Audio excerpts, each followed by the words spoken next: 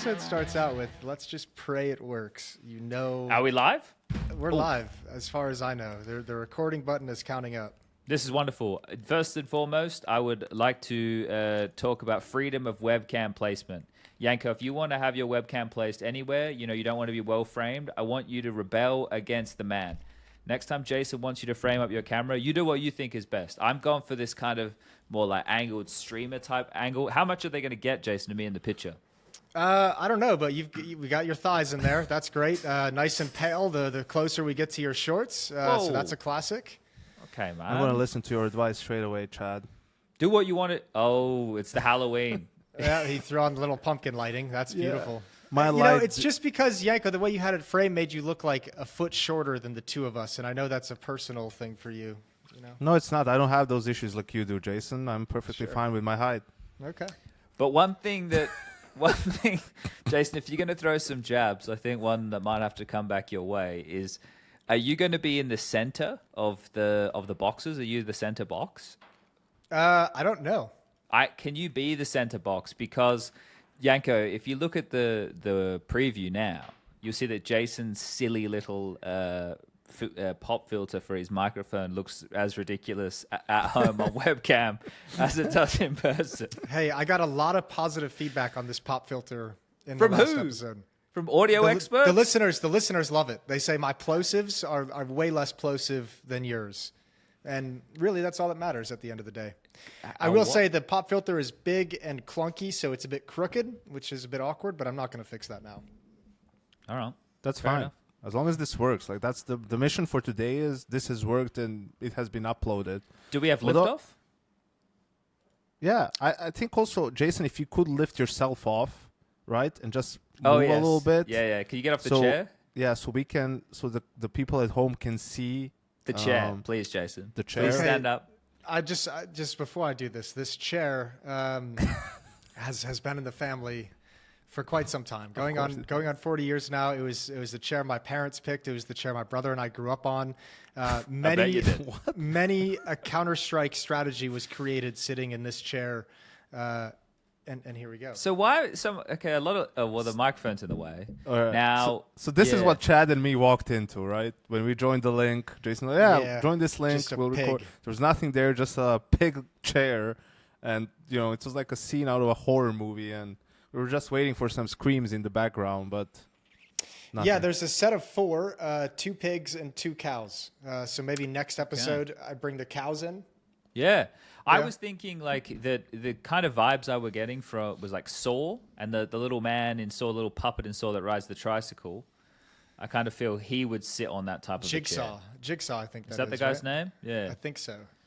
Yeah. Well, then we'll have, you said it's a set of 4? Set of 4, yes, indeed. Yeah, so we'll have to, when me and Chad are both at your house.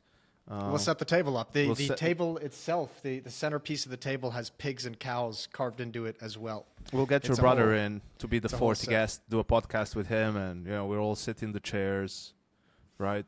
Yeah, and that'll have be a great time. A really awesome time. Then we can all go and have, or before the podcast, we can go to that IV place again, where I felt like I was going to have a heart attack. Oh yeah, that was good. Chad, the US is mental. Before my wedding, Chad, Janko was down here, and we had like Fifi and Smix came in, and we got nice and drunk the night before the wedding. And as a wedding gift, my brother and I split an IV treatment for everyone who was there. Like there's supposed to be like hangover cures in the morning or like immune system boosting. Like you can just go in and buy like a 45-minute IV drip and get all the vitamins and hydration you need. So that's what we did. Okay, is this something that you do on a regular basis, or is this no? I wouldn't say a regular basis. No, I don't. I don't do it on a consistent basis. But Chad, it was just a nice little treat, for a special occasion. Okay, so here's the thing as well: jab a needle in your arm and put fluid inside your body. Yeah, you have that stuff. Sounds like you got a heroin problem, Jason. You have that stuff in Belgrade too, right? Like you can go to this treatment center, get an IV. It's usually like a mix of vitamins and something like that. But then I go in and there's all this stuff, all these packages that you can choose from, right? And so much shit in there. And then there's something that's called, I don't know, sounds like it's like dexamethasone. I don't know. It sounds like something you Jason, give to. it's like- high on the it's like an additional add-on. It's like when you order a Caesar salad and you can get the chicken breast added on, you can get this like little chemical, medicine, vitamin, whatever it is, added on. And Wait, it's so like it's that much better than the base level salad? The yeah, add-on it's like is that much here's better? the base level hangover cure IV, Okay. and then if you're really struggling, we can do this little like $15 add-on, and that'll fix you. I mean, right up. he's straight up pushing some shit that here, like you need, a doctor's prescription for it, or something Well, like that. This And I'm is like, now wait, taking a so- turn. hang on, Jason. no, just like in the Is U.S., this the the shit bar that got is Michael Jackson? Like, what's going on here? the bar is much lower in the U.S., right? So we're sitting in here, it's like, oh yeah, I'm just gonna give you some dextromethahetazone, like it's in the thing. Yeah, but all right, you sir. fucking Okay, said okay, yes. sir. And then and I'm like starting to freak out a little bit, and I don't know if it's like I got paranoid, right? But then I was like, ooh, like something's like a little bit weird in my chest or whatever, I'm starting to feel fine. I'm like, can we just stick to this yellow thing in the big bag for me? I don't want any extra stuff pushed with needles straight into the IV. I'm like, that's where I draw the line of Yeah. that's maybe a little bit too much. Which is fair. I respect that entirely. Now, in defense of this whole situation, it is run by a registered nurse. It's not like we went to a guy down the street and got some of his finest IVs. That would be heroin. He knows what he's doing. I think. Okay. All right. Ish. Yeah, no, fair enough. Yeah. Yeah. Nice. Which is also, I mean, you guys also do it. Who gets fucked up the night before the wedding, bro? What do then Fifth you're Aaron. Yeah, well, that's a story for another time. I mean, just as a concept, right? It's like, well, then you're just hungover at the wedding. Like, that's where you get fucked. You get fucked up at the wedding, and then you're hungover the next day, and then it's over, and that's fine. I was just- great the next day. I kept it responsible that evening. Well, Jason, let's not get into why you felt great the next day. Probably the IV treatment. No, it's just the resistance to alcohol at this point. It was right after Rio. It was right after the Sadicus situation. I needed some stress relief. I think it was fair. I had to get home and have a nice reset. It was more than fair. Yeah. I just don't have any appeal of being hungover. Like, I don't know how, you guys know I don't drink a lot, right? So the idea of being hungover anymore. is not anymore. It's one of the fear factors that exists in my life. Is the idea that the next day waking up and feeling debilitated is something that I would choose to do. I can't bring myself Chad, to do it. No one really, no one does it for the hangover. I know you it's for the time, It just- but I don't know. It's just a negative. It's just a side effect, Like there's a lot of shit out there that have negative side effects. Drinking is one of them, I guess. Yeah, But if you do unfortunately. it, you see, Chad, the key in life is everything in moderation, right? So if you're drinking in moderation, not like Jason, then you'll be fine. See, I go the other direction. I subscribe to like the Archer philosophy, which is if I stop drinking, the cumulative hangover will probably kill me. So I just keep going. Is that someone who uses a bow and arrow or the cartoon? The cartoon. Okay, all right, just trying to get on the same page. Is there any, I saw the guys on our Discord talk about it. It's actually good? Archer? Yeah, I never seen it. I watched like the first 4 seasons when it came out, and I thought they were great. And it gets a little bit crazy and off the rails. And I'm not really a great enjoyer of the adult themed cartoons. I've never really liked any of those shows, so not a great Unless- person to ask. But I would say the first 2 seasons are definitely worth watching. With how much we travel, that's gonna buy you a flight. That's gonna buy you a hotel trip for sure. For sure. A hotel trip. Yeah, like if you're at a hotel for a week, you got like one show and you can bang it out. Okay, yeah, no, fair enough. I guess I kind of look at them in flights. In hotels, I'll just go to the live stream. I guess you're still live streaming it. I was gonna say having it on the database, but then I have to have it on the database on the phone. Do you guys ever go through and delete your shit? Yes. Like, does your phone ever get to the point where it's maxed out? Like, how are you guys digital housekeepers? Do you stay on top, or are you like you allow it to run absolute amok in there? I allow it to run amok for some time, and then I get to a point where this is too much. And it's usually when my phone messages me and is like, you have like 2.5 gigs of files that you haven't touched in 6 months. Do you want to clean these up? And I'm like, yeah, I do want to clean these up. And It's a then nice I go little through. gentle reminder. Yeah. Shout out to the Google phones. It's quite nice. I think I might have to start doing a super boomer thing where I start making albums on my phone for different things and then like add the really because there's so many photos on your phone all the time, right? Yeah, you just got to stay on Like- top of that of like moving photos as you take them, or else you Yeah, have the or- same situation where once every Yes. 6 months you got to spend half a day going through all the Deleting. pictures. Yeah. Yes, or videos or something like that. And I even always get like a phone that has a lot of memory, right? So I don't have to do that as much, but it's just sort of inevitable, Mine- really. And I mine like is- my saved Spotify playlist. I have all the WhatsApp images and videos auto save to my phone. Oh, I had to turn so that off. when I go through and I see like a track record of all the events we fucking worked by all like the fucking memes that people have posted in the channels, that's always fun. Yeah. Oh, so Jason can basically get anyone canceled. Yeah, I keep all the receipts, man. Keep Okay. them all. But what's the tipping point, Jason, for you to do this? You said when it becomes too much, or is it just the gentle phone reminder? Do you let this build up out of an anxiety, right? Are So- you on top of certain things of your No. digital well-being? My last one was when I went to the airport to fly to Pro League for Malta. I went to download like 6 episodes of a TV show I was watching, and I didn't have enough space on my phone to download them all. So I had to sit in the airport and go through and delete a bunch of shit before I could Okay. download the episodes for the flight. So that was my motivation the last That's time. a relatable experience. Yeah, I'm not on top of my game when it comes to phone organization in any sense. Yeah, okay. Yeah. All right. Gentlemen, Can I open this up as we get into the Counter-Strike conversation? I was going to say, have we even begun, right? That's the real question. Hit us, Jason. Well, I actually made a point. I don't always do this, but this was a specifically important episode, I feel. I made a point to go back and watch HLTV Confirmed with Mr. Graham Pitt. Oh, really? Yeah, That because I 3 wanted hours to. worth of conversation, you consumed it. Yeah, but you know what the nice thing is, Chad? HLTV Confirmed has timestamps, so I could skip to wherever I wanted in the episode. Whatever piece No, of you information didn't. I wanted to hunt for, they have those timestamps down to like the like 10-second point. It's beautiful. Damn. This is what happens So- when you got a staff and you're sponsored. And, I know. it's fucking You have people crazy. who get a focus on that. It's wild. But I actually, I mean, oddly enough, I didn't make it that deep in. I only got to watch like 30 minutes of it. But I just had, I guess, some notes that I took during this that I wanted to. Oh, so you now Nice. want me to rehash those 3 Wait, hours, do you, so Jason? you wanted, I took you some watched notes. the first I 30, was- I watched the last 30. I was invested. I took some notes. I just wanted to see if I had like my head screwed on when I was listening to these and had the All right right. impression of some of this Now situation. I have to answer this. All right, here we So go. I don't know how many of our viewers also watch HLTV Confirmed. So I just thought we could rehash a little bit of this. All right, fair enough. One thing that struck me early on was Graham mentioned when teams play in events for the Valve ranking system, their final event placing in terms of like first, second, third, fourth, fifth, whatever, doesn't really matter. It's about the prize money they won getting to that rank. And it just so happens that the higher you place, the more prize money you make, Unless it's But a there's- tournament like the Bounty, for example.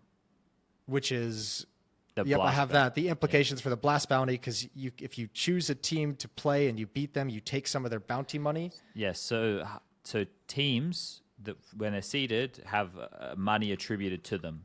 So the idea is to because they're going to do this pick your opponent thing, right? From the lower seeds, I think it's from 17 up is how they're going to go. That you're incentivized to pick and try and take on better teams because of the bounty that you'll take from beating them. Does that make sense? Right. Yeah, so, it does. So how that factors into the ranking that you're discussing is essentially why Graham's saying it doesn't matter where you place, because you might win that first game and take a massive bounty off of a high-seeded team, but then lose your second game to whoever, right? I don't know if that bounty accumulates or if it's like you only take it from that win. I'm not sure exactly how they would split it up, but it means that you could come in second to last out of the 32 teams, right? So we're talking you'd be in the top 16, right? So- Single elimination. But you might have made more money than someone who came in the top 8. Right. Does that? Yeah, kind of. Well, I mean, I guess my question there wouldn't be about the VRS. It'd be about the interaction of the bounty system. So if you take that first scalp and win a bunch of money out of the bounty system, and then you lose your next game, does that team that beat you take some of that bounty that you already stole from the first team? That's a as great well? question. I don't know. 'Cause, like, They it do. actually- I think they do it, and it's only half the money, right? Like half the money Yeah. goes into think your it's like half. secure thing, and half of it goes into the The pod, bounty or that you can lose or accumulate Okay. more. So that actually creates kind of a cool dynamic for the Blast bounty system. Yes, but Yeah, it does.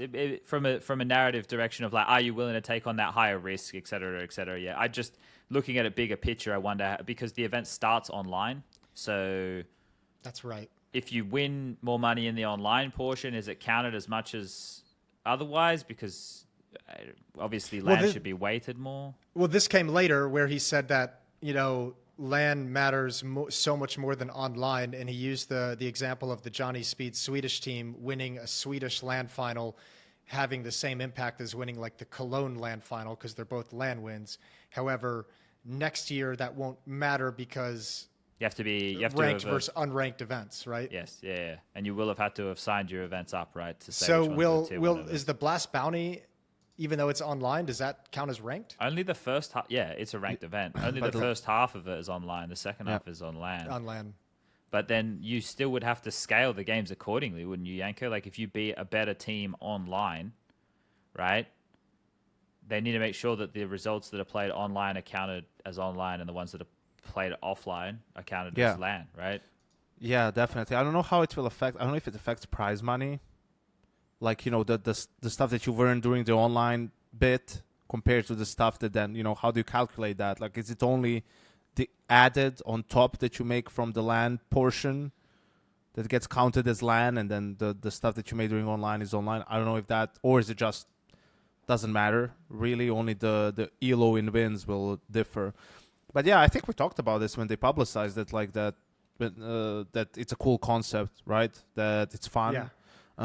Adds a new dimension to it, and I'm curious to see how it goes, because for teams, right, if you're a lower tier team, you might reach for the stars, right, and try to take down one of the big guys, because that's one of your few opportunities. It motivates to you get to that much, to get points, right? Like, because Yeah. you would get their bounty, and also you would beat a team like that in a game, right? So will we see? I think it will depend on where these teams are. Some teams are a little bit more desperate. They don't have a lot of tournaments lined up. They might take a big swing, right? And some of the other teams who are settled, might just try to keep it as safe as possible. I just found the wording from the Blast release about this, right? So this is to do with what we're just talking about with the bounty. Where is it? I was just on it. Don't stop scrolling, dickhead. Okay, here we go. But here's the fun part. The teams participating in Blast Bounty will come into the event with a bounty on their heads decided by seeding. Upon winning a match, the winning team will claim 50% of the available bounty as a guaranteed payout at the end of the event, while the remaining 50% will carry forward to raise the stakes in the following match. Okay. That's cool. So I kind of like that. That's gonna be fun to watch. It's gonna be complicated. I hope they do a good job in their show of keeping track of all that shit, but I think it's going to be cool.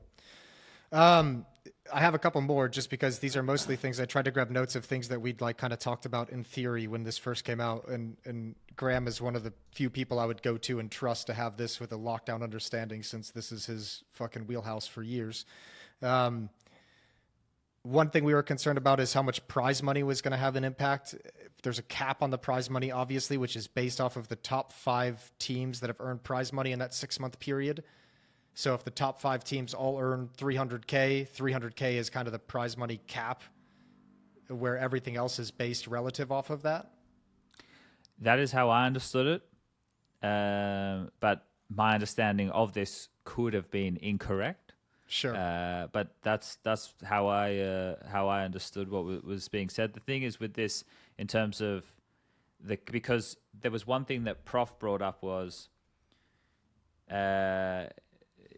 the prize, you will still earn prize money, right? So let's say that the PGO 1.25, Graham's saying, why are events doing more than $1 million? Because it doesn't do anything, right?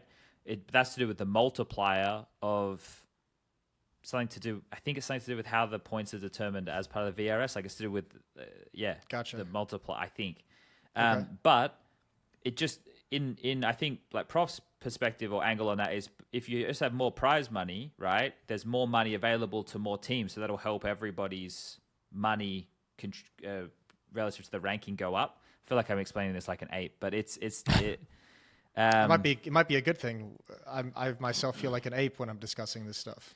Yeah, so I think as you've said, that is correct, but I don't want to be the guy who like is given the Graham Yeah. Pitt double thumbs up. That's his job. I'm sure I've misinterpreted some of this stuff. Because even there was a rule in there that they were saying like it doesn't actually have any relevance, right? There was like some rule that they brought up the day before. Sorry. The next one is a terminology that's in the Valve book, which kind of speaks to you playing the same teams over and over, going to the same events as the same teams. Your opponent network, which is the Valve wording, is the amount of different teams your opponent has beaten. If you play the same teams over and over, the value of your network drops and you become a less valuable win because they only take 2 of the matches you've played against the same opponent. So once you play them more than twice, it doesn't change anything for you. It's for that again. Like we're in the we're Okay. so in the weeds. Yeah, we're in the here. weeds. Yeah. Yeah. Like Okay. I think that obviously the reason that was brought up is because there's discussion regarding Graham was referencing teams that they play all the time, like they always are playing against Mals at every event.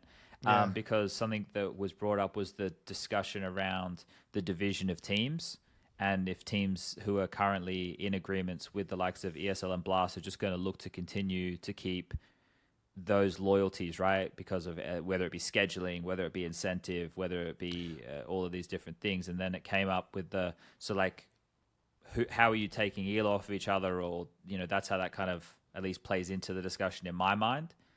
Because if we all just have obviously you need to be invited off of the ranking, right? So there's no guarantee that all of these teams will be at these events. I think Graham used Dallas as an example. Actually, maybe Dallas is a bad example because there's only... Fuck, I'm trying to remember. So the Dallas has a bunch of different qualification slots, right? So that one has it broken up for VRS for different regions. It's got Europe, it's got Americas, it's got Asia, etc., and then it's got qualifiers for all of that. Fuck, how am I tying this back into things? Fuck, man. So you play a team in the qualifier, and then you might play them at the event again, or is that where you're going at?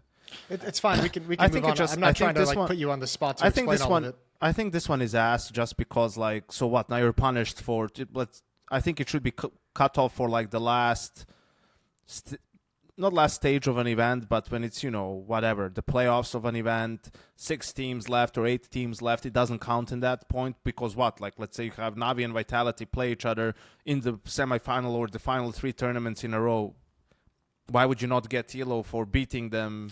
I think you do get ELO. I think there's a sliding scale, so it tries to take the most recent results. Yeah, it takes the most recent results into factor. Oh, okay. So if they play for the third time, the first game gets dropped whatever. I think that's. I mean, on one side that sounds sensible because but on the other side, let's say Navi beats Vitality in the final of Katowice. Then they lose to them at, what's next? PGL, something in the playoffs, and then they lose to them in the groups of Pro League, right? And then all of a sudden, the win in the grand final of a massive event, is expunged, and now you have these 2 losses at like smaller stages are the only ones that count. So it's shitty in a way, I guess. That, right? Like, I don't know. I would be mad if I'm not. And then, they might go and beat them at the next thing in a big game, right? Like, I guess at the end it comes down to just win, baby. It's weird. It's weird talking about this still because it's like, well, I feel like I'm getting a better sense of the bigger picture of what can affect your ranking and your standings. I don't know like the details of how all this shit plays out on like a micro level, right? Like I know like the big philosophy of capping the number of matches you play against one same team so you can't just rack up points beating the same team 6 times. But I can't actually see the value of, like, I don't actually know how it's going to affect the number itself. Sure. Like how often is that as an example going to actually play out? I understand it as a grand philosophy, but not so much in the day-to-day application of those rules. What's a regular matchup that we've been getting recently? Navi versus someone, but that's because Navi versus anyone. I mean, Navi G2 play a lot against each other. But Navi's winning all the time, right? So like, not necessarily just against G2. I mean, just mean they're winning events, so they're playing a lot more teams. Yeah. Is that a reason? I guess, but they're winning the event. I don't even know. That's the thing. Like measuring this, there's a lot of different ways you could. And then the last little note I had is, I mean, this is nothing crazy because this is about how far I got into it. The bounty collected, your opponent network in the LAN wins, the benefit you get from that is capped at your 10 best results over 6 months with smart scaling over time to keep recent wins more valuable than past wins. Yeah, but that's like a standard decay, right? Yeah. So That's just a standard ranking decay that HLTV and ESL use on their own rankings right now. Striker was saying that the way the Valve one seems is more aggressive.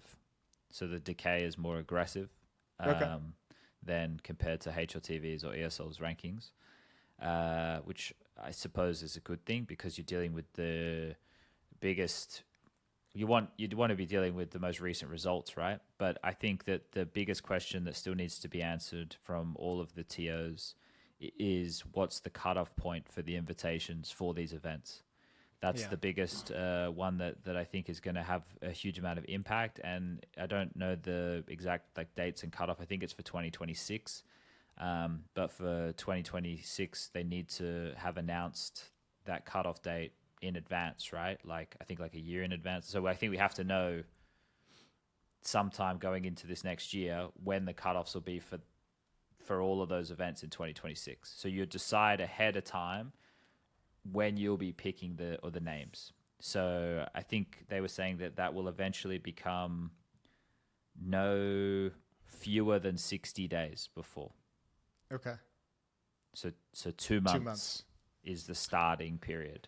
We'll see. I think a lot of this stuff is going to be, we just have to wait and see, right? Because I know for the 60-day thing, I think it was even Graham on Twitter that was saying it has to be more because of, for example, visas for different events, right? I think 2 months is long enough, though.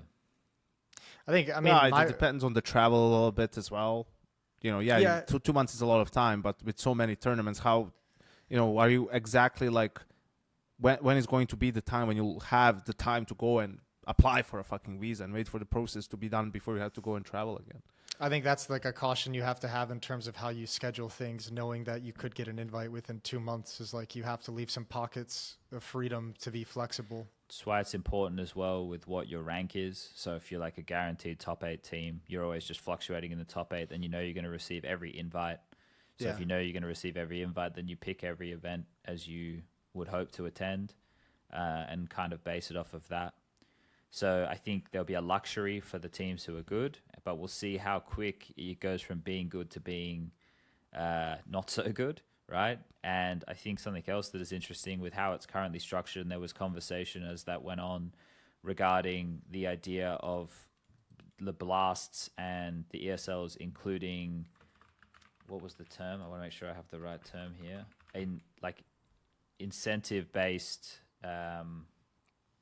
rewards, right? So for where you place within one of those tournaments kind of being included alongside of prize money, right? So there's some, for the blast stuff, when you get invited to these tournaments, you get paid a fee for showing up, right? Based off of your seed. Yeah. So I think the idea is going into next year, if you look at the way it's structured at the moment, if I was a team and I wanted to maximize points because of points, the contributing factor of the money, well, PGL is running $1 million tournaments. Fisher is running $1 million tournaments. You'd be trying to go to those. I know ESL has Katowice and Cologne. What do Blast have that's $1 million? The Blast World Final $1 million?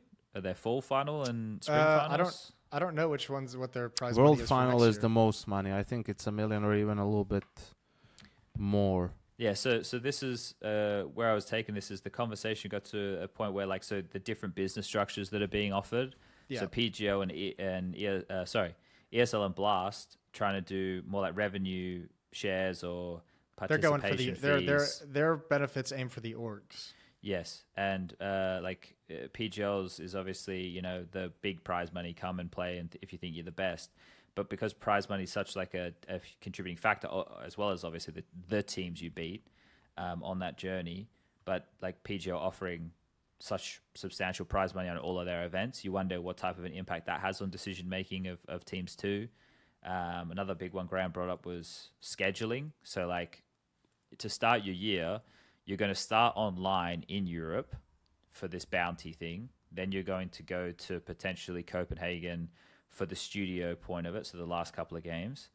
then you're going to go to Poland for Katowice. Then are you going to fly all the way to Buenos Aires to do right? Because then you're going to come potentially back to Europe to do EPL wherever that is, right? And then you got to consider all this from event to event.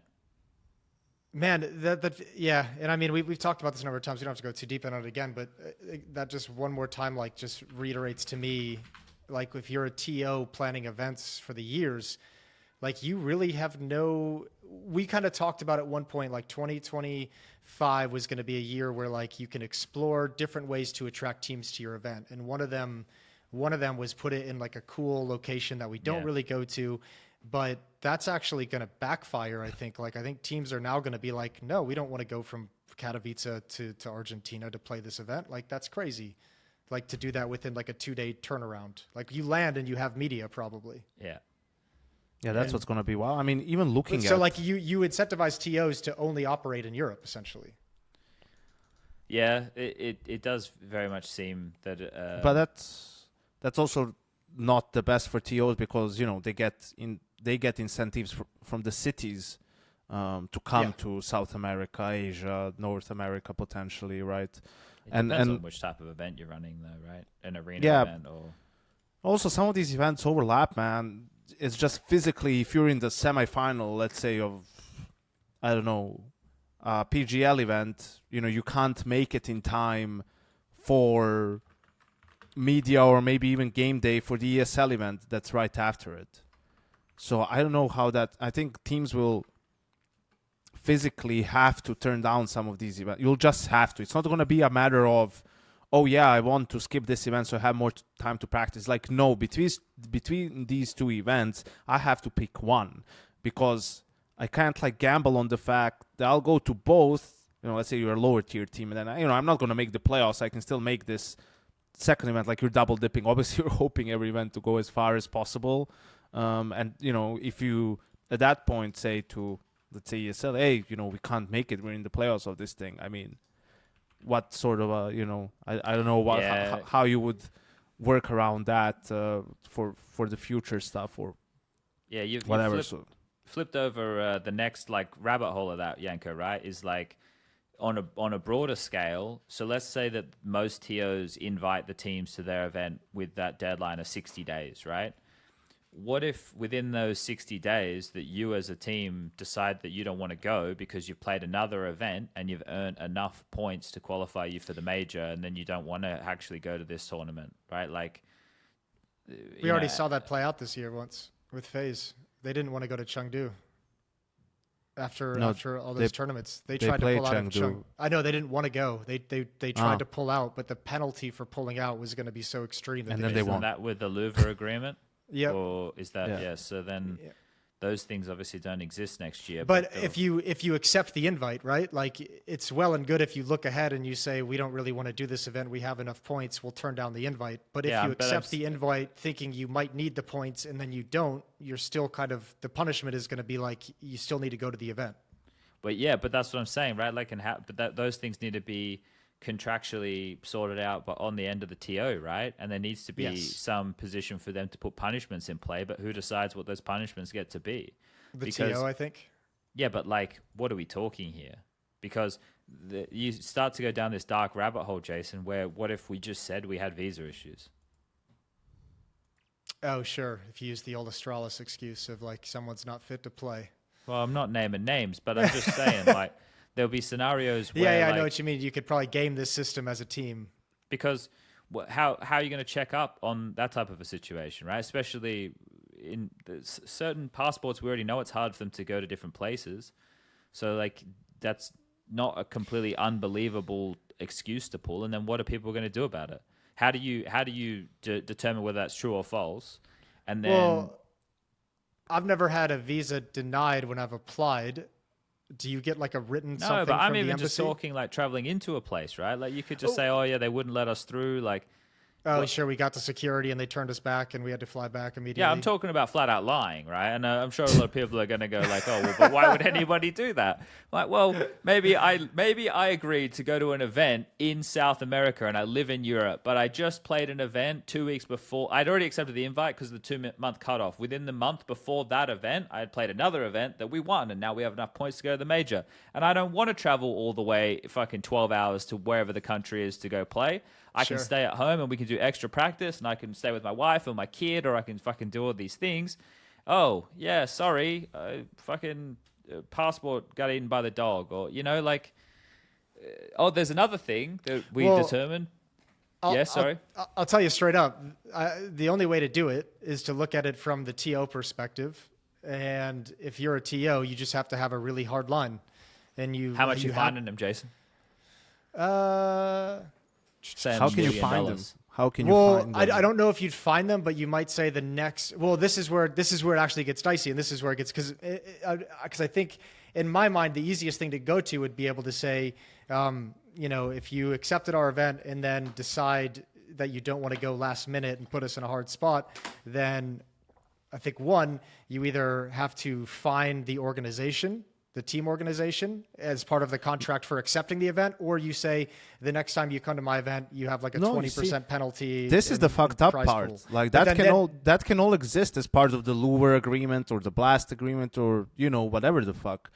That doesn't exist anymore. I mean, in theory, like the only thing that Valve is doing is putting guidelines and rules on the TOs, and you need to send out invites based on the VRS, right? And a team does this and doesn't they do the chat thing where they straight up lie and don't show up and say, "Oh, the dog ate my fucking the chat thing," all right? The dog ate my passport. We couldn't make it. My dog ate all of our passports. I brought him to the boot camp. My bad.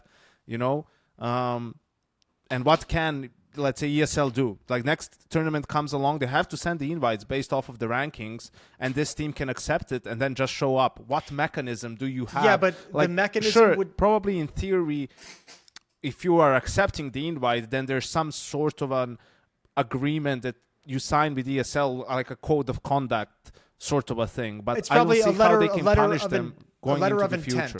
We accept this invite under these conditions. Oh my God, Jason! I wish it was like I wish we were on that high of a level of operations. Well, mate, if we're not, we need to all get the fuck out and find a new industry because that's the most basic level. That's like the most basic level of organization. And you sign a letter of intent, and then you don't follow it, and what? They're going to sue you.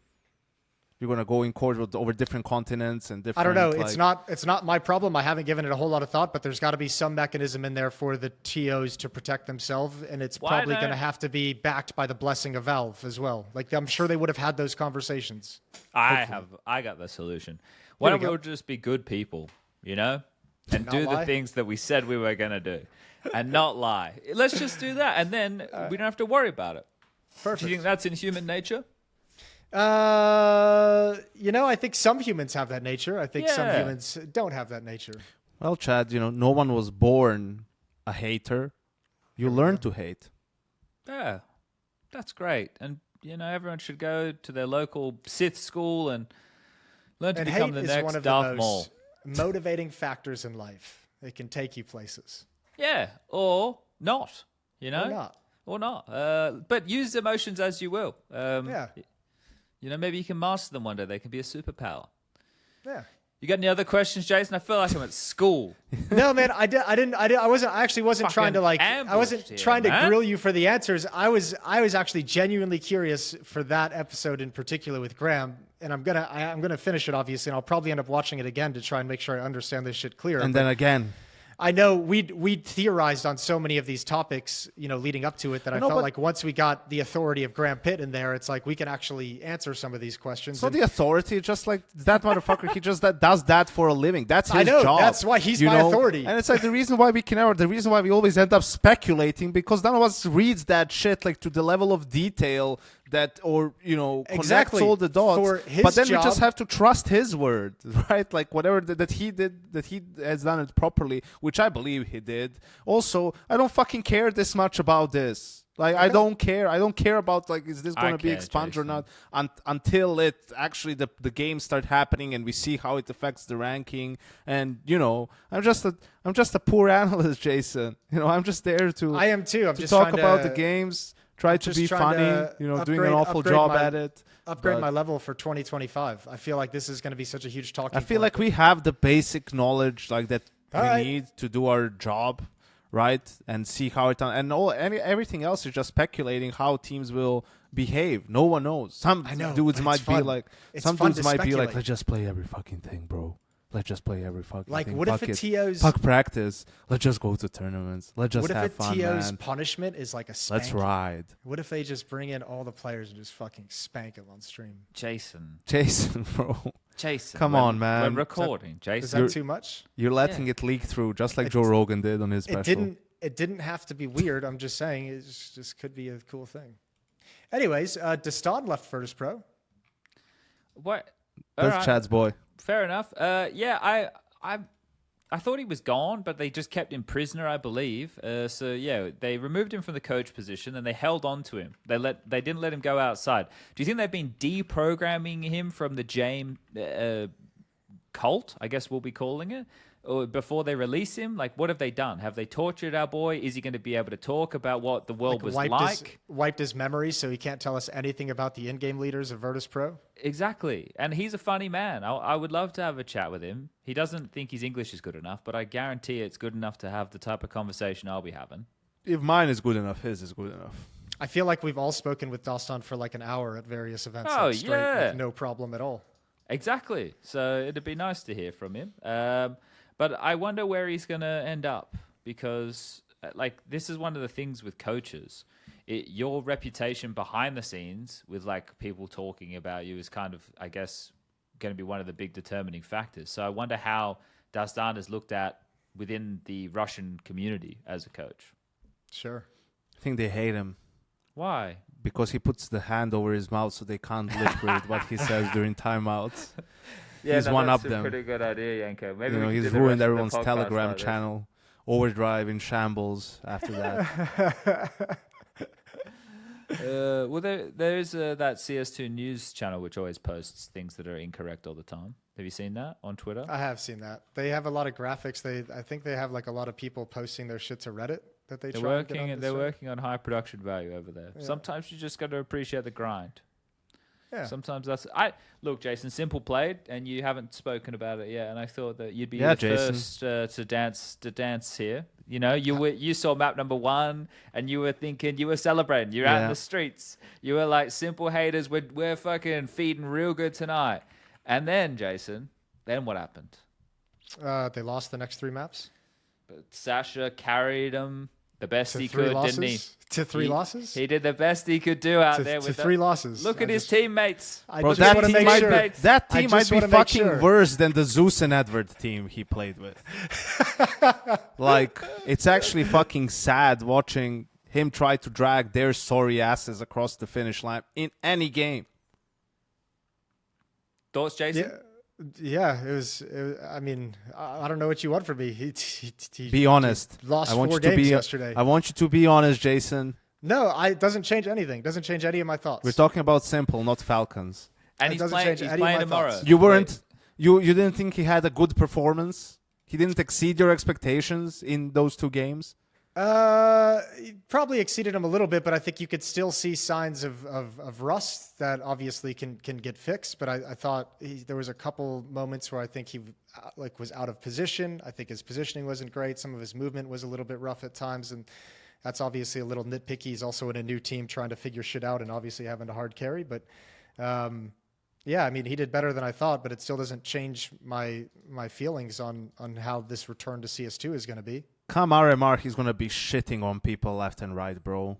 Like, I saw the old Simple, not necessarily in terms of like straight up Did you? fragging Did you, and all though? this stuff, but I saw him in terms of So his full of aggression, shit. him trying to take every little sliver of space and apply maximum pressure. I saw it in some of the no scopes. I saw it in some of the AK headshots when people get a little bit too crazy against him, like 3D Max in that 5v2 or whatever they had, where they were just peeking him on yard and he was just busting heads, then clutch the 1v3 or whatever the fuck it was. Still wasn't enough to carry fucking Dupree's sorry ass, who actually didn't look too terrible at the start of CS2 or towards the end of CSGO, but for whatever reason decided to just collect the paychecks, and that's pretty much it, like zone out of competitive Counter-Strike. So I think now you're going into a LAN tournament as well, getting to spend a little bit time around the team. We know he's such a positive influence on the team's atmosphere every time. So I think some LAN games will do him a lot of good. CS2, a much better game on LAN than online.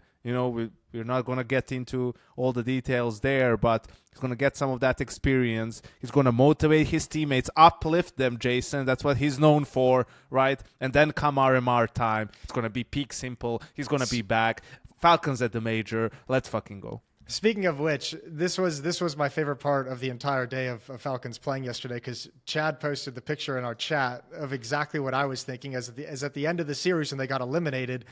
And you just see Simple talking into a microphone, and you see Madden's face they pull up on the webcam, and it just feels like Simple's just going ham on them, just going fucking ham. Now, he could just be offering solutions. He could have been offering solutions.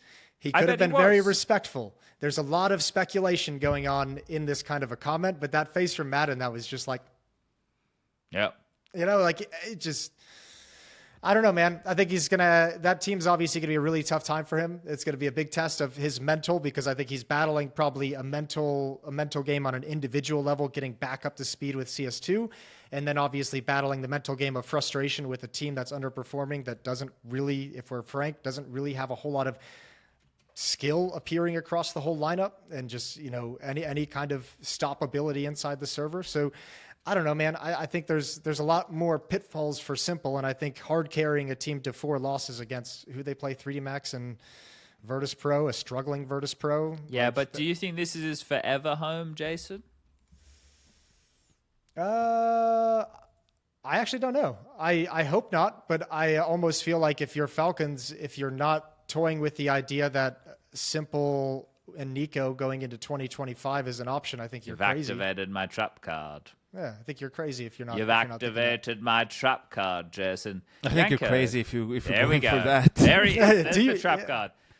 Janko doesn't think that Nico and Simple together would happen. Well, Janko's the Nico expert, so I'm going to take his word. I understand as well. What the fuck does this have to do with Nico? I just don't think the two of them on the same team would be like a good fit, unless... So that has everything to do with Nico. Unless maybe Nico is the in-game leader. No, because it's like two players who take like a crazy amount of space, and both have sort of secondary voices. If you have two of them and an in-game leader, you have too many cooks. That's the problem. It's not the problem that, you know, they don't get along or anything like that, or they're not good enough to be together on a team or be on a contender team. No, it's just like two of them and an in-game leader. It's too many voices. It's too many people wanting to direct. What if Nico in-game leads? I mean, maybe in that case, but you would obviously try to get m0NESY first, no? Do you think he goes? I don't see how you... This is the problem. It's like, it's always like tough to stop a player from leaving. If he wants to leave, and you can get good money for him, right? And that's what they can get. The problem is, you know, obviously, if you don't get a lot of money for him, you're not going to let him leave for change, right? Yeah. If, you know, but if you can get compensated well, then you sort of have to do it, because what other option do you have? Like, he's either going to wait out the contract and then leave for free, which obviously you want to avoid. The hope for something for G2 is basically you build a really good team, you fulfill some of it. I need to go and close this window. He's getting flashbang. Yeah, and then build a really good team and play really well, and maybe, you know, you bring in bid for him, something like that, and you have good results, and then he's like, okay, I don't want to leave at this point. Like, this is a good environment, but you can't really gamble on that, bet on that, because if you do that and it doesn't work out, then he's leaving for free. So that's the problem. It's like we talked about this in June or May, like after Dallas. Yeah. You know, what G2 should try and do, you know, what's like absolutely important for them, and they weren't able to do that. And, you know, now they're in a very tough spot. Janko, would you rather go close your blinds? Close the window. We'll get when we get back. Because we were on Simple, and that being his forever home. I think the issue is I imagine his buyout for Navi is insane, right? Yeah. So he's only on loan to Falcons. So then that kind of depends on which is probably got to be expensive as fuck. Well, yeah. And then go out. No, you're good. Get in there. Just for reference, and again, this is from Overdrive, so take it with a grain of Oh, salt. for fuck's sake! The Simple's buyout is $3 million, is what he kind of posted. So I don't know. Yeah, that's why I also wanted to touch on. He's still just on loan. He hasn't transferred from Navi. Yeah. Would you rather have Janko? Would you rather have Nico join Falcons as IGL with Simple and put 3 people around them, or would you rather have Snappy IGL, Nico, and Monacy and bring 2 people in around them? I think they have to keep 3 players anyway. Okay, so whatever you're imagining with any of these rosters, they're most likely to keep 3 players, even if like we think they shouldn't, because you need the core to do your ranking. Fair. So the expectation is going forward that teams are going to just slowly, like they'll get rid of 2, and then if they wanted to get rid of the 3rd, they'll get rid of him at some point during the season after they've earned enough points, right? Because then you've played tournaments with the new guys, and they count as your new core. So this has to play into the thoughts about the roster. If we're being realistic, right? If we're playing Does Simple, like actual does Simple money. include in one of those 3?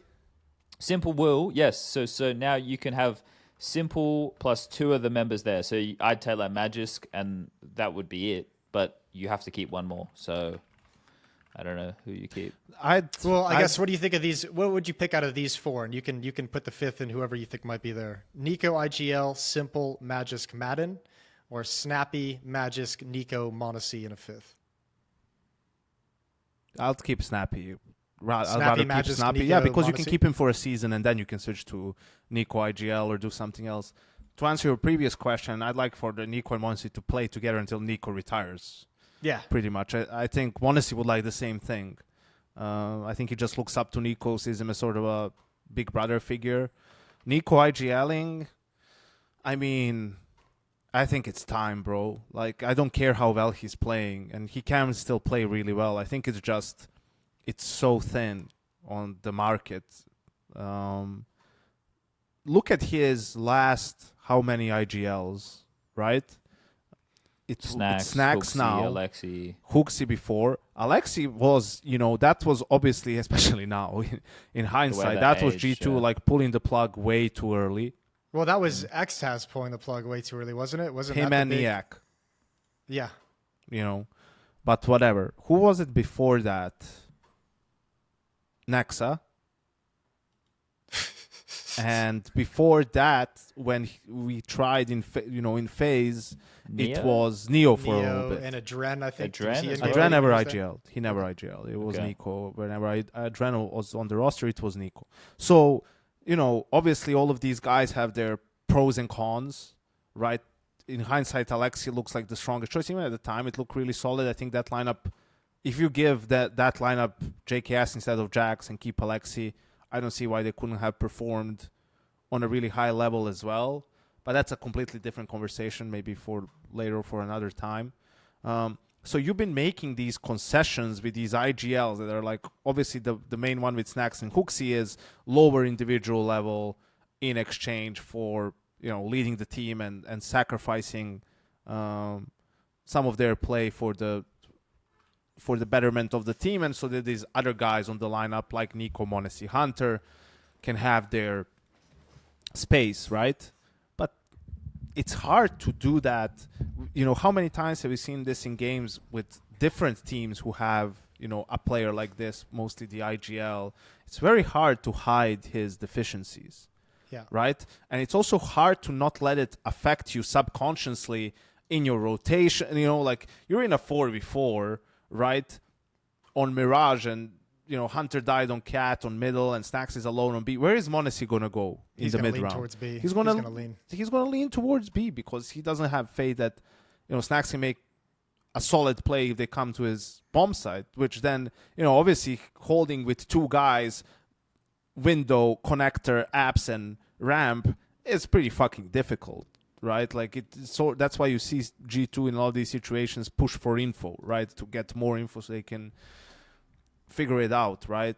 But then again, that's also something that you can sort of counter and exploit. So I think he's, for his sake at this stage in his career, just fucking do it, man. And just sort of, you're in MR12 now, you have Zonic as your coach, focus on game plans a little bit more, right? Like build the structure in a way where it's a bit easier for you to call, right? And also if we're talking about, your Falcons, maybe, and Magis stays, or you have a strong secondary voice, or just field the team with fucking good players, and you make sure that you're all on the same page philosophy-wise. Okay, this is how we want to react in these certain situations, and these situations, they're the same on whichever map, right? This is how we want to play when we're a man down. This is how we want to play when we're a man or two up, when they're a low buy, when they're a big buy, all this shit, right? And then you just do it, and people play off of each other, and everyone knows the game. Everyone understands, okay, now the best play is for you to bait for me. Different from, okay, now the best play is for me to bait for you, for us to gamble stack, to do this, to do that. And the game is much easier when you have players who all understand it really well and are skilled enough to execute on a high level, right? Yeah. But okay, so we went down a G2 rabbit hole again because we were discussing Simple, right? Yeah. No, but so Yeah. if Janko thinks that, do you think that Monacy is going to go to Falcons? Because actually that doesn't matter here or there. We're living with everything we've just discussed. We're living in that world anyway, right? Whether it's real or not. So then Simple won't be staying at Falcons, Jason, which is the comment I asked you in the beginning. Do you think it's his forever home? So there you go. He's already free. He's not at Falcons anymore, Jason. He's in the wild. Yeah. Now we'll where does see. he go? I have no idea. I have no fucking clue. Does anyone know when his actual contract ends? No. Because I don't see a whole lot of page. teams outside of Falcons that might be willing to pay a massive buyout for him anyways. I mean, I'd be surprised if it goes for longer than next year. His contract ends this year. Okay. Wait. HLTV? No, that can't be right. So that must just be that's the loan. Okay, so it's a little bit. You got to click the link to have the read. So yeah, his loan to Falcons ends in December this year. I don't know when it ends with Navi. Yeah, dude, I don't fucking know. Well, it's tough because, obviously, who can pay 3 million? No one's going to fucking pay 3 million for Simple. But the thing is, if he proves himself with his Falcon stint and you see, wow, actually, it's still the same old Simple pretty much, well, then it becomes a conversation for some of the teams, right? Maybe for someone like G2, potentially, if they end up losing both Nico and Monacy. But, that's like you had problems with, you wanted to bring down people's health, whatever, and now you're going to bring one of the biggest names and the most paid players, most high-profile players. Like, he's going to be expensive in terms of salary too. So what have you really done here then, I have a crazy question. What about a world? Is there a world in which Vitality says Zaiwu likes to rifle? Put him on the rifle and bring Simple in. I don't think so. No, I think that another problem with Simple. I mean, problem a little bit I think for some people. banging, to be honest for some with you. people, it would be a problem. Is like he is an X factor. He's a little bit of a loose cannon in game. More so That's why we love him. Yeah, exactly, and it can be very positive for your team, right? Because he can break the rules and sort of win the round on his own. But it's also really, it makes it more difficult to play superstructured CS because he actually thrives outside of the structures and thrives at breaking the structure for your opponent, right? And for him to perform his best, you need to give him the freedom to do that. That means playing a little bit more loose, and that's not something that a lot of teams are willing to do. I wonder how the tightness of structure around him will look like in an international team as well, right? It's probably one of the things that, like, Jason's side of the fence regarding Simple and how good he can be, I think exists in a big way, right? Is because for international teams, we know that the information's not flowing as quickly. Whether that's, however you want to measure that, there's just no way, as it's not going to be as quick as the native tongue, right? And then you look at something that Blade built, which Simple would know quite well because he was part of that, right? How easy is that to translate and take somewhere else? And obviously you're not Blade, so you're thinking of how outdated that type of information is going to be.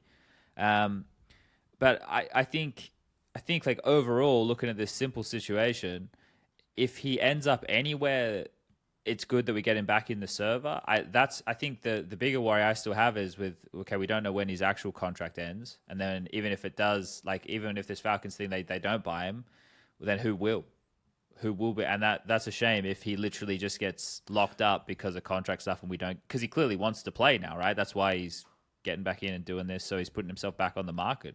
FaZe doesn't have the money for him. That could be a potential one if they wanted to, Say FaZe doesn't. Oh, okay. I mean, well, at least in theory, right? It might be a cool destination for him, though. I was thinking that as well, because I have to imagine FaZe Shanghai is going to be huge to whether this roster can stay together. Like if this major goes bad for FaZe, I have to imagine they're making a change of some kind. I don't know what it would be, but you'd certainly, with Simple on the market, or if you think Falcons isn't going to keep him, if you're FaZe, you start thinking like, what could we do with Simple? I think anything barring a major win for FaZe means they change the roster.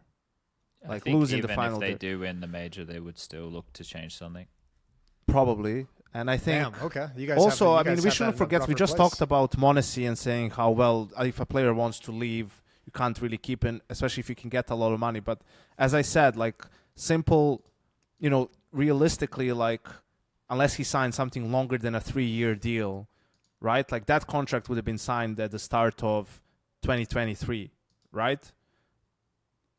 Probably, or something. Let's say that's Probably, realistic. yeah. Why? Because he stopped playing midway to 2023 when CS2 came out. So you have 23, 24, 25. That's why I'm saying, like, the longest his contract, like, again, speculating that it's a 3-year deal, So it will next expire year, after next year. Signed a 3-year deal in October of 2022. Oh, there you go. So there you go. So it expires next year in October, right? So even for Navi, if he wants to go somewhere and they're happy with their lineup, which it feels like, they are probably. You should be, yeah. Yeah, so it's like, yeah, I mean, you should sell him, because why would you let him go for free in 10 months if someone's going to give you, it would still have to be a high sum, probably, I think, north of $1 million. Yeah, you can make it a pretty hefty $1 million sum at the very still, least. yeah. But then you're talking about, then G2 comes into play potentially if, they lose both Monacy and Eco, like that would be for a fucking shit ton of money. And then you can use some of that money to bring in Simple, and all of a sudden Malbs in Eco's roles, Simple, Hunter there maybe with a little bit more back to his old roles, and you find some fucking solid anchor. Get rid of Snacks after 3 months in Chad's theory, replace the coach as well, and you have a great team. Yeah, I think that no. That was a little bit of like flew under the radar there, but never mind.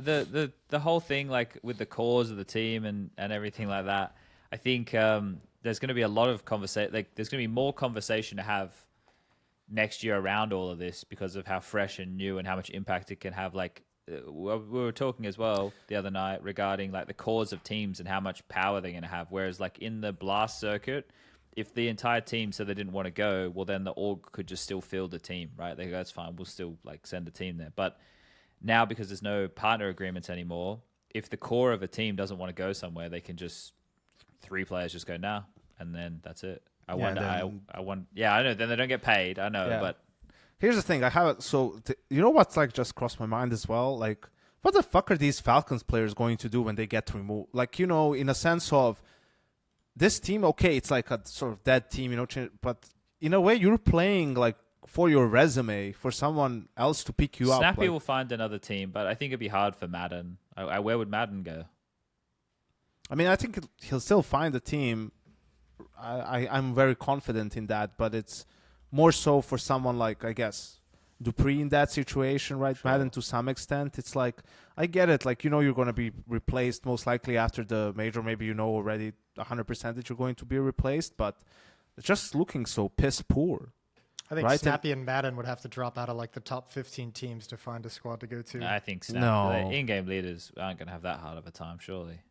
Well, I mean, I think I don't know. Snappy's stock has, I think, fallen pretty far from where he was in ENCE.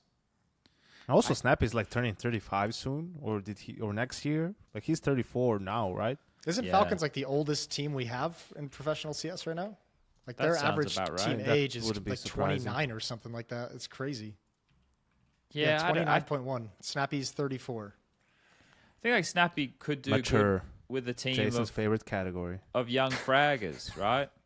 Like, I think it's harder the bigger the names that are around a Snappy. Because you look at when ENCE were good, they just did a lot of like set calling. Remember when we had Snappy on and he was talking to us about like all the different rounds that were designed, right? It's pretty much start to finish, but just change a couple things up in the way. I think when you're dealing with bigger names and people who have had success and want to make their own decisions within rounds, you're not just calling out a spawn. And that was one of the best things about ENCE is how they were able to like change up the pace or really hammer you with pace. But a lot of that comes from really running those strats and really knowing those rounds, right? And I don't think that works with the star-studded team. That ENCE team also, like looking back on it in retrospect, feels like the similar conversation that people have around Navi right now, where like there's not really like a hardcore star player. Like they kind of emerged, but that was their first experience being star players. So I don't think the ego was really there. Like the authority was like Nertz, like Sunpius, like those guys came into it with potential and became kind of stars of that team. But part of the reason why Snappy did so good is because you had those guys like Madden and Diha who were willing to get into like the really weird, scrappy calls out of spawns that he had, like the Mac 10 rushes up the ramp. ramp. They had full faith in the in-game lead. Yeah. They didn't think that they could contribute to like more of a system-based. I mean, at that point, it's also more about the read than the player, right? Like if you got a good read and you're rushing upper when they're in a yard setup, like you're gonna win the round. Doesn't matter as long as you're not a bot and get the trade. Like the round is yours. It's just strategically you outplay them so hard, you outposition them, and that's fine. But I do think, like what Snappy talked about in that episode, which was basically like that he doesn't have a full laid out call from spawn when they play default, but it's like they have, let's say, 3 different openings, and then he says let's do this opening, and then he in the mid round like they have these different combinations of utility or whatever depending on whichever the map is. He calls one of those, and then the finisher, again depending on the situation and all of that stuff, which for me is fine. Like I don't think that means it's super rigid. If anything, that's probably in a way the best way to call, because because that's something you can practice and drill into your players, right? Okay, we're gonna do this smoke combination, get this player into secret, then we're going to throw the main and window smoke, right? Go ramp, and this guy's gonna flank from secret, right? I mean, that's a pretty set round, but you don't need to say all of that from that could be the idea to begin with, and then you see how things go and you adjust and do different things. And that's actually the style that I think, let's say if Nico were to start calling immediately in Falcons next season, like that could make it a little bit easier for him and benefit him.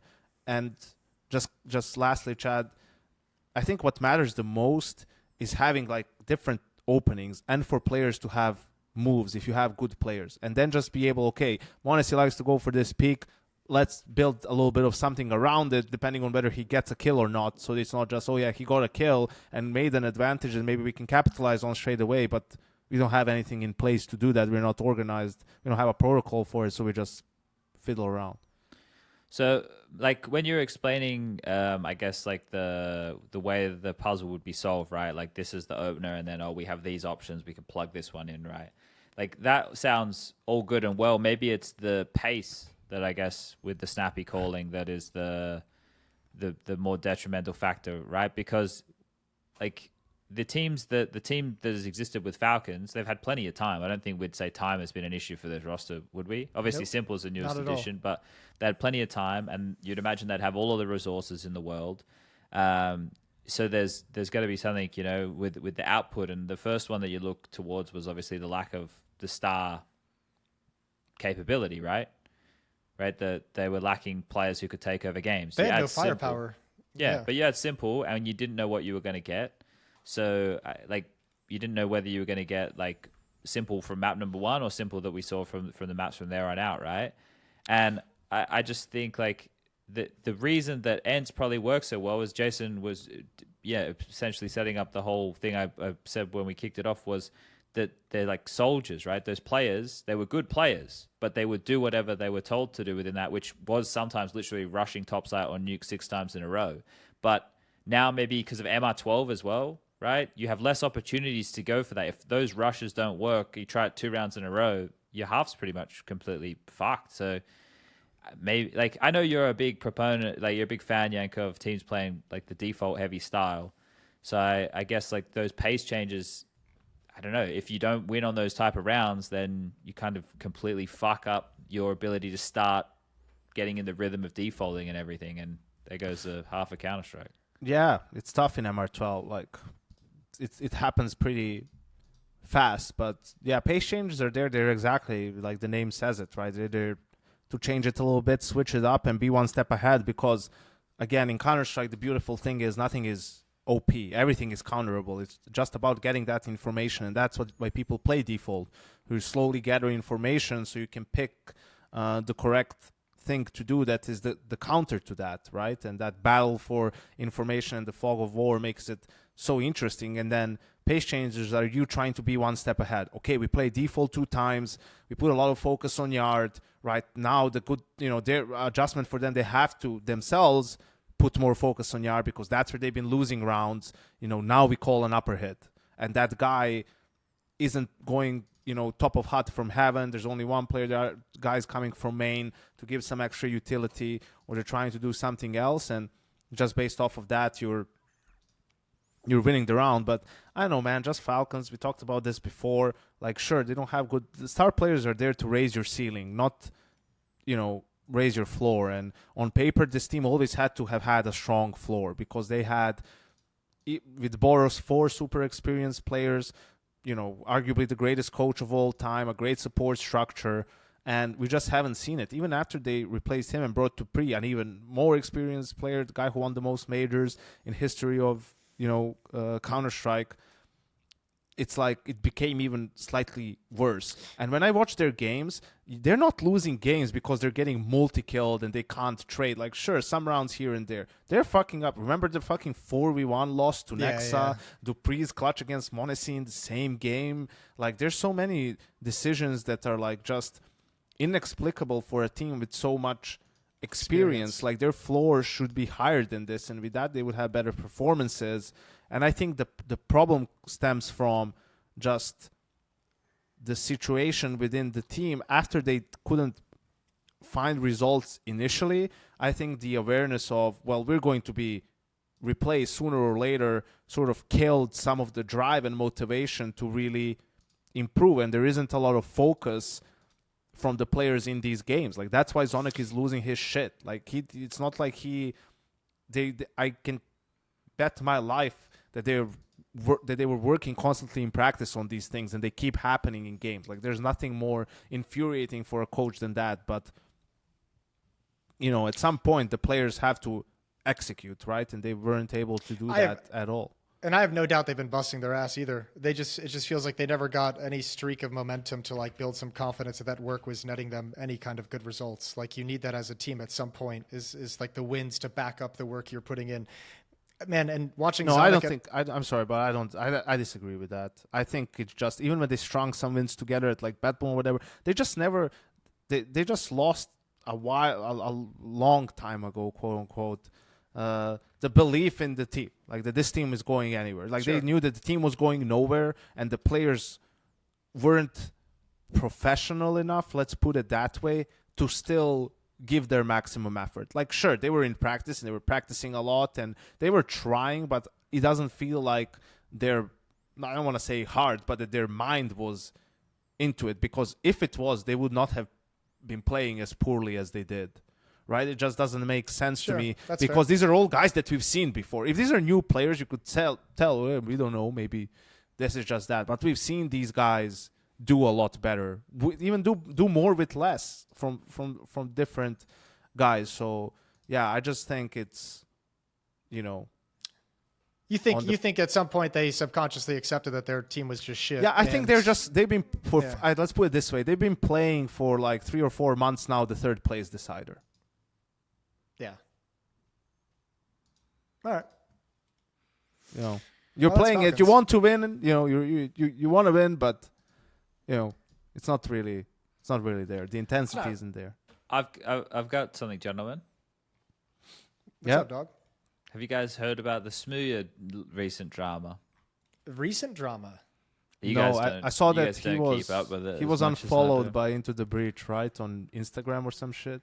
Oh, was he? It's got nothing. I don't know if it's got anything to do with that. What's the drama? He's been embroiled. He's been embroiled in some poor controversy about not showering. Has poor Smooya. What? So the real juicy goss is like to do with some ladies that he appears to be intermingling with. But anyway, the fallout is for poor Smooya is one of the girls, and I think the one he upset, made a tweet. And the tweet is, flew over to see a guy, and the entire time I was there, he didn't shower once, skull emoji, which syncs up with the drama that's ensued. But I just thought the Smooya showering situation, in case you see any memes about it, 4 days, Link us the we tweet. went to the gym. How long were you there? 4 days, we went to the gym as well. So, Oh, yeah. I like this. This is fun drama. No, we no, well... It's Someone- it's young someone- love, Jason. Smooya retweeted this. Someone tweeted craft idea M4A1S wash me please with 4X Smooya stickers, and it's a dirty looking M4 skin. That's pretty good. It's tough out there for the people in their 20s, though, Jason. It's Valve tough out confirmed there, huh? removal of showers in Trains remake in the upcoming of CS2 update in honor of @Smooya CS. That's not bad. Yeah. So you're up to date now. Bro, it took us so long to defeat this stereotype of gamers don't shower, they live in their mother's basement. Come on, Smooya, man. Yeah, I shower do twice better. a day. How many I times do you usually go do too. shower? Usually about twice, depending on what I do throughout the day. Yeah. Yeah. I'm a firm believer in the morning shower as a wake up tool. Agreed. I think it's great. It's the best way to start your day. You clean as well, but I need the shower to really wake me up. And then in late afternoon, evening shower after doing some work in the yard, whatever it might be, running around doing a broadcast. 2 showers, solid plan. You know what's the best thing at an event? Is like when you Showers. have the sort of not the earliest shift, like something a little bit later. So you can do this where, you shower before you go into work, right? You do your shift, unless you get mega sweaty or anything, like whatever. It lasts you through the night. Then in the morning, you go to the gym and then you shower again before work. Wow, he's min-maxing there. He's min-maxing. Yeah, exactly. That's for sure. Because, it's just when you have the hair, Chad, like you and me do, right? Like having to fix that and wash that all the time, it gets a bit of a fucking annoying, I got to spray my magical spray in there so it doesn't disappear, mate. Exactly. That's the way you keep it going. Jason, can I inquire a little bit? And our viewers probably will now be this far into the video, so they'll have experienced whatever you've offered them. But what are you feeling that you're going to be offering them with this episode? What type of visual or audio experience do you think is going to be up for grabs? I don't know. I feel very confident in the video side of things. Okay. I don't know yet. I wanted to find a way for this little platform to have our overlay built into it so I could set up the cams and just record it all at once. But I think I'm going to have to do that separately, so that could be fun. Okay. That doesn't sound like the most enjoyable job in the world, Jason. Yeah, but you know what, Chad? You got to look at it. I look at it as I'm developing a new skill. I've never had to do it before. I'm going to Okay. spend some time this afternoon on the PC in Adobe Premiere, making shit work, hopefully. So I'd say I feel pretty confident that it's a 50-50 that the quality of this episode is going to be meeting expectations. Well, that's wonderful. Audio's an X factor. I think this has an AI built into it as well, so we're not going to use the AI we have been using, so that could get interesting. But I think Okay. we're all in our, I think we'll sound fine. We're all in the normal setups. For now. So I like to think so. I don't know. I whipped this up 10 minutes before we went live, so shit could get weird. And the Good to chair see you was the putting in best the effort. part. Yeah, this is the studio that I've been waiting to get finished. We just installed an egress window, and they finally stopped, cutting concrete and brick and have it all installed, so there's no noise, so I can put some shit back in here. Still got to get some carpet. Still got to paint the walls, but it's coming along. Sounds like the a lot chair to is be done. staying though. Yeah, the chair is definitely the big chair is going to be here. Don't you worry, Janko. I won't ever let that go. One of the qualms with this is we can't see how long we've been recording. Jason, how long have we been recording for? No, We're at see about it. an hour and 20 minutes. Where does it say? When you click on the people thing. Then you have yourself, and then it's like above it. Oh. There's the time. Oh, I have See? mine at the bottom, but maybe it's only for the I host. learned something new. Yeah. Well, from talking about some old dudes in Falcons, how about the young kids in ENCE? Yeah, anti-cheat and Netu. Yeah, Yeah. well, we got a bit from the anti-cheat. He played in Pro League during NIP Academy, right? So I tried to chat to him for the lobby. Very shy kid. Bro, did you see Fair did you see the video of him like being Returning to greeted school? in the Yeah. Yeah, in the it school? makes me feel anxious. Yeah. No one looks happy in it. It makes me feel really anxious. Like I was expecting like something, you know, when like Emo won the major and he got that like standing ovation at the airport. That's kind of what I was expecting when I clicked on that clip. And it's not. It's just a bunch of awkward people unhappily clapping. Yeah, I don't see For a this is- person who's unhappy to be clapped. Yeah, for. who's Well, does he not might look be excited ve- to be there. He might be very happy. We shouldn't assume. Yeah, he's just shy, but like you he said. He doesn't look like that's the type of environment that he would necessarily be enjoying the most. I don't know. The fact he's still at school kind of boggles my mind. Was that university or something? Like, what? No, I it's high got the school. impression that he was returning to the high school that he used to go to. He's still in high school. He's 18. Holy shit. Yes, sir. So yeah, Feel old yet, Jason? Do a little bit, yeah. That's crazy. Well, good for him. I mean, as someone who was competing when I was in high school, those are cool little memories you get to carry along with you. are know? they? As someone who was a nerd playing Counter-Strike in school and not having a lot of friends, to have a room full of people clapping my achievement, who probably think I'm a fucking nerd and never talk to me anyway, wouldn't make me feel very good. I hope he isn't in that similar situation, but for me, Jason, that would have been miserable. Oh no, man! I think you have to enjoy it a little bit. Like even though we're saying it doesn't look like he's enjoying it, like that's a cool memory. The peers, you got all your teachers, all the adults in the room.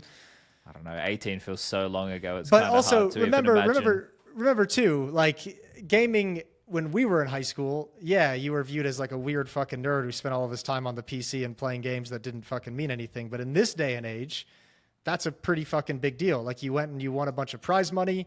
And obviously, you know, like it's probably a big deal. We know like those countries fucking love the esports. Like that's huge. So he's the new Pasha, is what you're saying. That's what they're selling him as. Yeah, he's got to work on the personality a little bit, but he can in fact become the new. I the new wasn't Pasha. saying that.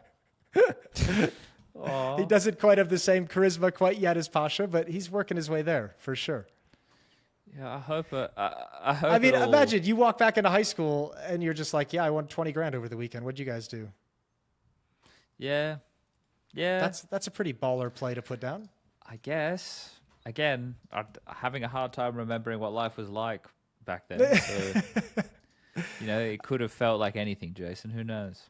To touch on the question though of this ENCE roster winning Eliza Masters, my biggest takeaway is like, well, I mean, obviously, cool, congrats to ENCE. I don't know how Natu keeps doing it. Shout out to Natu, but he somehow finds a way. Nice little honeymoon victory to have. We'll see if they can build on it. But my takeaway when I saw the results and watched a little bit of the end was kind of embarrassing for Heroic. To be honest with you, Yeah, I think it more wasn't than I a think good look. props to ENCE. Embarrassing for Heroic. Well, same. I also think it's bad for the Mongolz as well. Yeah. Yeah. So, like, I think it leaves a bit of a bad taste in the because that's the type of an event that you want to see, and a Heroic or a Mongolz try and legitimize their superiority over teams of that level. This kind of just throws more ambiguity into the mix. I think it's cool for the fact that they're mixing, you know, really keen young potential fraggers in with the more established names like STY and obviously Glaive. And you got to see some output of them throughout the event. But yeah, I kind of agree with the sentiment. It feels like it's done more damage to some of the other names. But I think the fairy tale is a Finnish organization winning in Finland.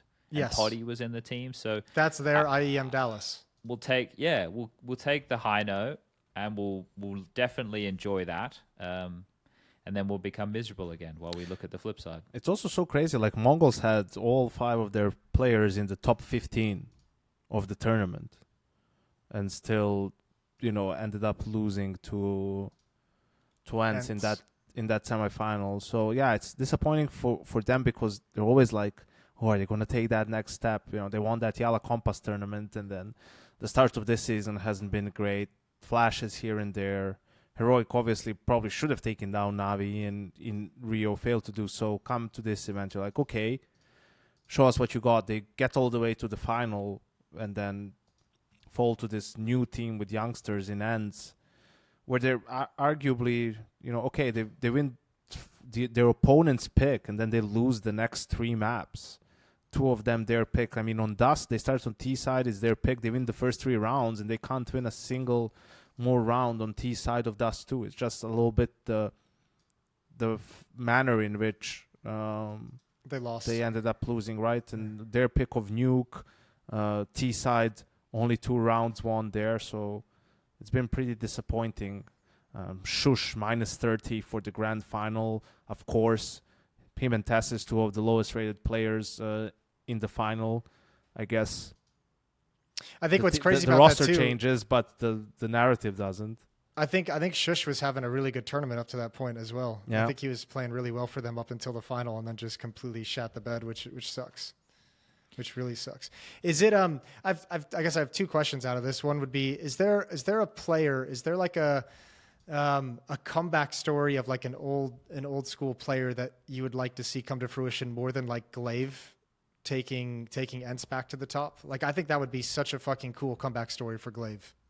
I can't think of another player I'd want to see like returning to glory. I hate him because he did the same thing with his whole dance lineup. Right, they had that game against Astralis. He had like 40 kills. Oh, that's right. Yeah. Right. Yeah, that's like true. so holy shit! Wait, so this dude can actually still frag, and is also obviously with that 9-core early on in ENCE. Got them to the major, right? Like, holy shit, Glaive still has. Then there's 6 months of absolutely nothing, right? Like, which is, some of it is obviously on the players he has around it, but some of it has to be on him too. And now it's like a new roster. These kids, oh my God, they're punching above their weight. Oh, it's the honeymoon. Oh, holy shit, Glaive's fucking shit up. He was the highest rated player in that final. He was the MVP in the end. He had 82 kills, 90 ADR across fucking 4 maps. If you look at how many rounds there were on Vertigo, I mean, almost 5 maps worth of rounds. And you're like, well, in the back of your head, this ain't sustainable now, is it? But it's happened here, so... Well, it's kind of weird. Like, you go back in his stats, as you said, too, and all the red, and he's got like a 0.49 rating against Red Canids, and like a 0.8 rating against Red Canids, and like a 0.62 rating against Young Ninjas, and it's like... Come on, bro. Yeah. Like, please, if you're gonna drop 39 kills and 23 kills against Heroic in a final, like, give us some of that other production. If you're a team that might be looking at that position or having to make a change or trying to see something, it's like, well, what are you going to get if you do end up getting him? Yeah. That's why people always talk about consistency. Yeah, like, you'll have good games here and there, terrible games here and there, but where does it average out? Do you think that, like, like you mentioned, he had a good result at the start of the year, and then he had a new result early on with this new roster coming together? Do you think something to do with the way that he gets to call when a team is fresh and new? The king of the honeymoon. Might be a little bit of that. I mean, they also changed Cuban. I mean, only 6 months in, and I think which was differences of philosophy between him and Glaive. If I remember that's what as Device said in the interview. So the org decided to go with Glaive over Cuban. So at least now you imagine, okay, he has full reign, at least in the philosophical approach to the game. Right now they have NKJ in there as a coach. So I guess now you're sort of, okay, you have him, you got rid of the 9-core that you only signed for the RMR spot, right? Understandable. Guess it kind of paid out. You made that one major, then you didn't the second one, you made the changes, went with a younger core, which is like what ENCE does. Like, they buy low, sell high, right? Like, that's how their org is even able to operate. So let's just see how far Glaive can take this roster, I guess. Yeah. I guess my other question coming out of this too would be, like, I feel like is it time to talk about, I mean, the Mongolz having just like a mental block? Are they in that category of teams that just cannot win the important pressure games, because I feel like they're constantly a team that's in like at the top tier events, they're always playing that last match for like elimination or making it to the playoffs. And they tend to lose that. And now they get into this event where it feels like, looking at the teams around them, they should have a good shot of making the finals at the very least. They should have a great shot at winning the event overall and choke away in the semifinals. Again, a big game in map 2. So I think that this opens like a really interesting conversation. And these can be independent of one another. Like, you can ask yourself the question of, like, has this team reached its ceiling of what they're capable of, right? Are they always going to, like, are they now going to be like considered a top 15 team? And on their best day can be threatening, but otherwise that's about it, because we then can move into the question of, well, is this good enough, right? Like, because we've seen the Mongolz previously be aggressive with roster changes. Think about that period of time. Like, we remember Bartak, and then they had some guy that was like 46 come and join the team for like a short period of time, and I forget his name, but and then obviously the score situation. Like, if I'm Mongolz and I'm consistently considered like a top 10 to 15 team in the Counter-Strike landscape, considering, you know, the top teams, you know, maybe this is good enough. Like, you know, on their best day, they can still do some damage, but more often than not, we shouldn't expect them to be making runs, but they just could have that potential. Or do they think there's more and the players are limiting factors? So now do they go back into their little school of LAN cafes in Mongolia and pluck a couple of new kids up and try again? Because, like I said, they've been aggressive with their roster changes before when things didn't seem good. So Yeah, I think. Come on, Janko. What was on your mind there? No, I think a little bit is, I think they need to calm down a little bit in games, right? I think Blitz trying to do too much. Yeah, I think he gets like tilt sometimes in games. I think it's apparent, for example, it's hard to tell with him on Ancient, and just gets like an MP9 and immediately pushes through his own smoke. I know it's also a play on Ancient, like on mid and all of that, but sometimes it just feels like, you know, when it happens after they lost a 3v1 or something like that, it's like, all right, like, you're just super frustrated right now, and you're just making this play because of that. So I wonder if maybe with a little bit more poise, they could get over that hump.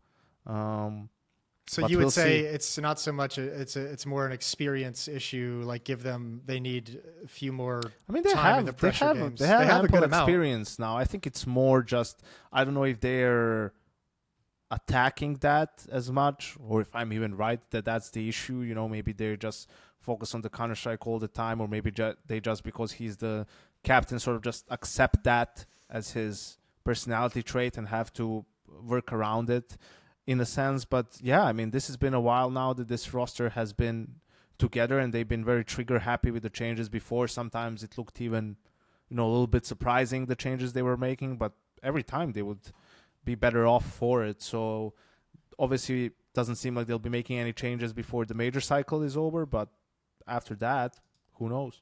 Yeah, and that's where it becomes then who, right?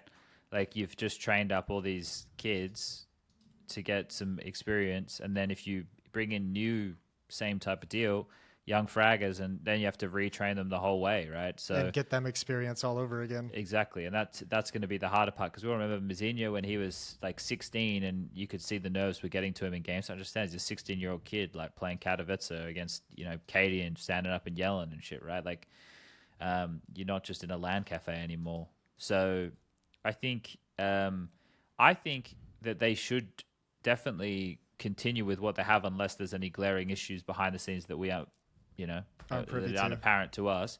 Yeah. Because I think they can exist in this world alongside of like an Eternal Fire or a Furia or, well, Saw before this change. But, you know, like these full national teams that can chip away, can definitely live within the realms of the top, you know, 15, 16 teams in the world, can make a decent run at a tournament and just keep cracking along. Like, I don't feel there's any need for any crazy changes for them, but maybe this is the world that they exist in, right? Maybe they never push through and break that barrier and consistently make playoffs. I think your point of how they would have to go about making a roster change, since we know their kind of process of searching for new players is a bit crazy, is like the main determining factor. Like I don't think you can. That's such a hard situation to be in if you want to change players. Like wasn't Mazzino just a guy they said they went to a LAN center, saw him playing casual, saw he had some skills, and just had to teach him everything about Team Counter-Strike? Like that's how they kind of discover players. Yeah. Yeah, but that's what I mean. Going back to their LAN cafes, right? And that's all they have. Like, what else are you going to do over there? Right. Yeah. Well, I'm sure. I mean, there's just no accessibility of players in that place. Like, they're the professional team. Especially when they're spending so much time now abroad boot camping as well. Like they're in Serbia right now, Janko. They're in my place. Yeah. So I mean, they're spending a lot of time over here boot camping and not exactly Makes returning sense. to Mongolia. So. Yeah, even if you wanted to, the idea that you would go home, I guess, for the Christmas break and be like, we have 6 weeks to find a new player if that's what they wanted to do. I didn't mean to get this celebrate Christmas in Mongolia, you reckon? Was there a religion? I don't know. Sorry for the derail, Jason, but you just got me thinking what a Mongolian Christmas was. I was mostly saying the Christmas break just because that's kind of the break for what everyone does, except for apparently Mongolians, as they don't celebrate Christmas. That's right, Buddhism. And the Serbians, who celebrate Christmas at a different time. Oh, actually 50% Buddhism, 40% no religion. Yeah. They celebrate New Year with the New Year's tree, which is essentially a Christmas tree. Okay. That's pretty good. Yeah. There we go. A lot of information already. Yeah, there we go. Let me tell Mongolian you, fun fact of the day. I have a hard sell, man. A hard sell. Yeah, like a tough sell. I don't know. It's going to be hard to sell this, is what I'm trying to say, Jason. You fucking asshole. It seemed excessive, but let's get on with it. Why ESL Challenger Katowice will be exciting to watch? Okay. I feel like I'm Sell doing me a on picture. So you have Eternal Fire back, right? Like in Rio, they lose the best of 1 to Astralis, spank G2 around, and then get spanked by the Mongolz, right? So you really don't know where to place them after that incredible run at Pro League. They're the highest ranked team at number 7. And then after that, you have the Brazilians, Pain and MIBR at 14 and 15, right? You get MIBR with Luca Ozzy, right, on LAN. Okay. Pain is there. Another Brazilian team is there. Legacy, who came from the North America close qualifier. Pain came from the South America close qualifier. MIBR is there on ranking. So we get to see Dumao and Lato after a long time again against EU opposition. Do they still have it? I think Lato definitely does. And then between Pain, MIBR, and Legacy, there has to be like a really good team here. You know, between the three, like mixing and matching some players, maybe we can like get that sorted after the major. We have Saw without Aros Dosse, without Barry. So will they crash and burn? What will they do? Simple on LAN with Falcons. Bait, who was so close making a couple of majors, right? Head Trick, Redemption Tour, finds new life just like everyone after they leave. Ninjas in Pajamas. Will he fuck shit up? What's going to happen there? MPL, the in-game leader, saying these bots like Kerrigan and Alexi, it's not going to work anymore. You have to have players who frag in-game lead and call for themselves sort of a little bit and all of that stuff. Is he shifting the paradigm, you know? And then you have the Poland Open qualifier winners. Monty, yes, they're still around. Dicha, Hades, Krasnal, K.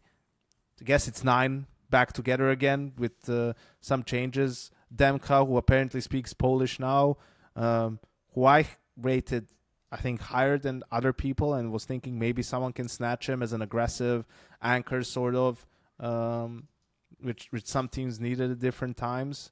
And the winner gets a spot at next season of Pro League. That's kind of nice. What do you guys think?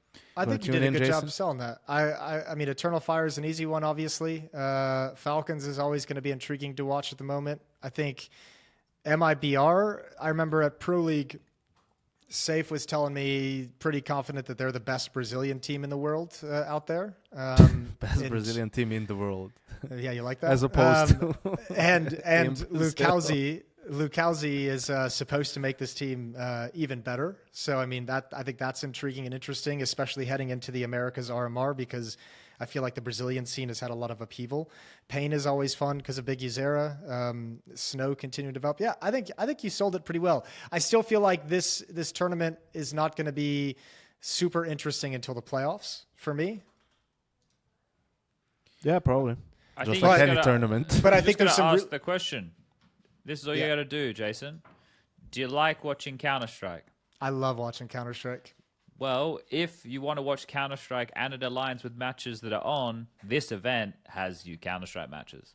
Ooh, That's my sell. You know? that's your sell. That is good. Yeah. That it's is like, good. You it's find like out what the customer Seinfeld, wanted. you know, but what's the show about? Nothing. So why would people watch it? Because it's on TV. Exactly. Why would you watch this tournament? Because it's the one that's on right now. Oh, you could watch Thunderpick? Might as well be the headline of the entire Counter-Strike circuit. Agreed. Next year. We always have Counter-Strike on. That Hugo skip becomes more and more relevant. It does, actually. And actually, I haven't seen it played in a while, but we should bring that back. Don't The think it one even ended time up on Hugo YouTube. becomes more and No. more relevant. That needs to end up on YouTube. Yeah, we need to bring that one back. That was Um, funny, I think. Do we have Anyone a else lot have more to anything? talk about? I'm got- hungry. I got nothing. I wanna go eat. I got editing to do. Yeah, That's it. this I love how episode you've will be given out yourself work. in 4 days once Jason is It done might with. not come out for 4 days, but It that might 4 not come days. out. We made the effort. That's what counts. We made the effort. And we've got webcams now. We've got time. We've got it all. We Jason made has been everyone sitting happy in a today. pig chair for two hours. It's a comfy chair, my man. It's a very comfortable chair. Whatever you say, Um, Jason. All right. Well, yeah. GG's then. I'm That's it. hitting the leave button. No, wait. Wait, no. No. You've got to let it upload. I got to hit the stop Yeah. button. So He I'm will hitting the hit stop button now. button.